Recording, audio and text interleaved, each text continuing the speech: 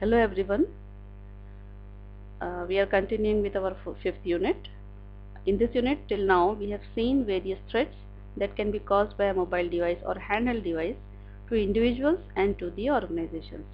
Today we are going to see what should be the organizational measures to handle mobile device related security issues.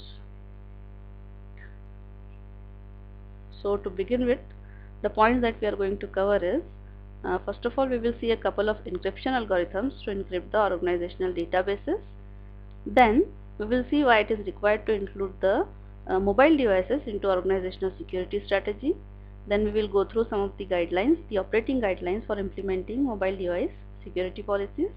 And finally, we will conclude with a note on some general remarks on organizational policies for mobile and handheld devices. So let's start. Encrypting organizational databases. If you talk about the stored data or information security, encryption is the obvious alternative. And we are discussing mobile and handheld devices that can be taken outside the organizational boundaries. So the obvious protection against unauthorized access to the organizational data from such devices is by encryption. So two algorithms are given here. They are Rijndael and multi-dimensional space rotation algorithm by Casio. So first of all, Rijndael. Rijndael is actually AES, Advanced Encryption Standard. Actually what happens is NIST has called in for entries for an algorithm more secure than DES, that is Data Encryption Standard. That was the algorithm, the first algorithm to perform the encryption, because some security flaws have been identified in DES and there was a huge criticism. Even some experts were saying that DES has been made a standard even if it is easy to break. It is done intentionally so that US government can track the activities of others on the internet. So to overcome such criticism, public entries were called for more secure algorithm and Rijndael was the winner. It was modified and renamed as AES, that is Advanced Encryption Standard. So it is a block encryption algorithm, which means we divide our data into the blocks of bits, data that is also called as the plain text in terms of cryptography, and then we do the encryption. In case of Rijndael, key is also divided into blocks and applied on plain text to produce ciphertext or the coded message. The coded message that is called as the ciphertext. Keys can be of 128, 192 or 256 bits keys, and rounds minimum there are 10 rounds. So if the key is 128 bit, it is 10 rounds. If it is more bits, then for 192 it is 11 rounds and so on. And all whatever are the operations performed on the Rijndael, they are basic binary or logic operations. So it can be implemented as a program or hardware, or it can be implemented as a hardware circuit. So let's take a quick review of the working of AES or the Rijndael.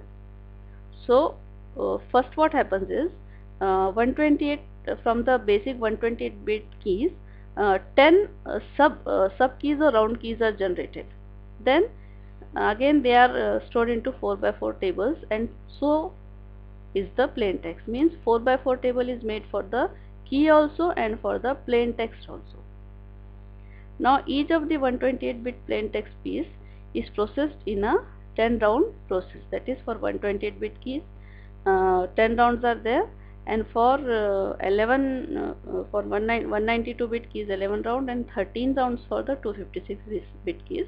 And so means for 128 bit keys, after 10th round coded message is generated. Now what happens in each and every round? It is a bit complicated process, that is from the step 6 to step 10. So let's understand it diagrammatically. So this is the entire encryption process, and this is one round. There are 4 different actions that can be performed here, and see here these are the 4 by 4 blocks of the plain text. So here you can see that 4 by 4 means 4 byte by 4 bytes, so it is a total 128 blocks. So I have included here a small animation from the YouTube. Let's see some part of it.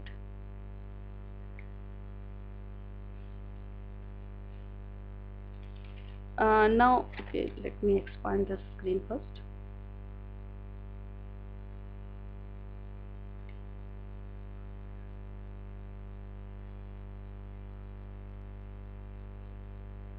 Now see here, this yellow box is the plain text, the data that we need to encrypt, and this blue box is the key arranged in the 4 by 4 table.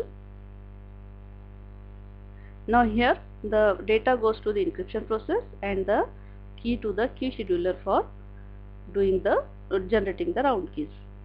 First we will go through the encryption process.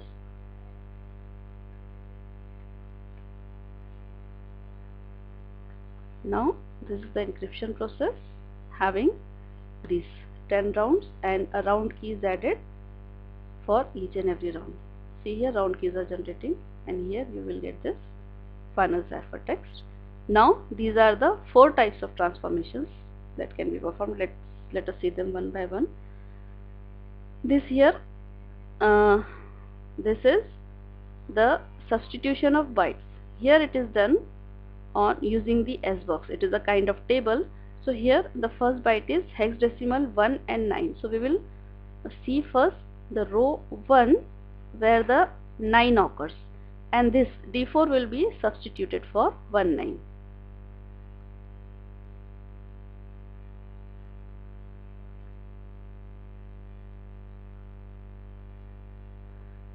So in the same way all the blocks will get substituted. So that is the first operation. Then second operation is shifting of rows. Here for first row no shifting is performed. For second row only 1 byte will be rotated. For third row 2 bytes, and so on.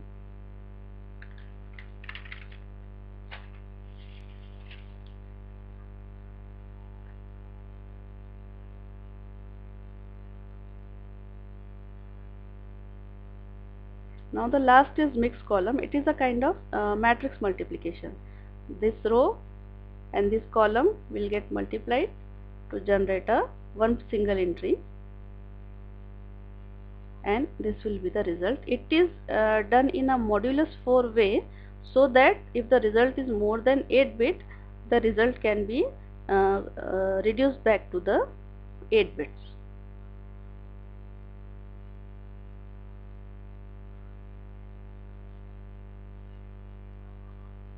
So this is how mixed column is performed. This is performed for 9 rounds and it is not performed for the 10th round. Now this is the add round key, which is done to generate the to start the processing of the next round.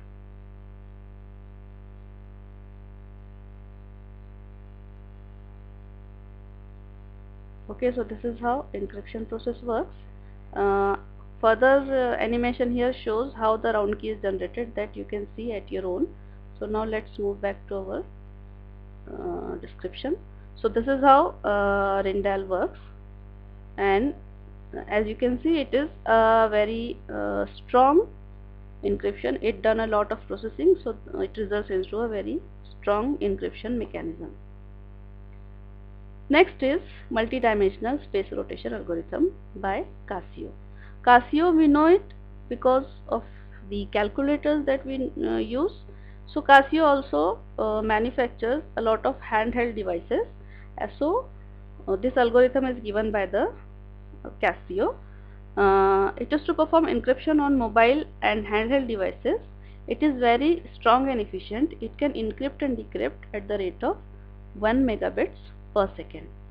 More the size of the parameters, stronger it becomes. Here it is given in terms of space dimension, which is the one of the parameter for the MDSR, and plus it does not require any special hardware for encryption or decryption. The result of encryption provides the versatile data management, private data management, confidential email security, and security for data sent on multiple dimensions. What these aspects means? It means that this algorithm will be helpful if an employee needs to upload data from mobile device to organizational database.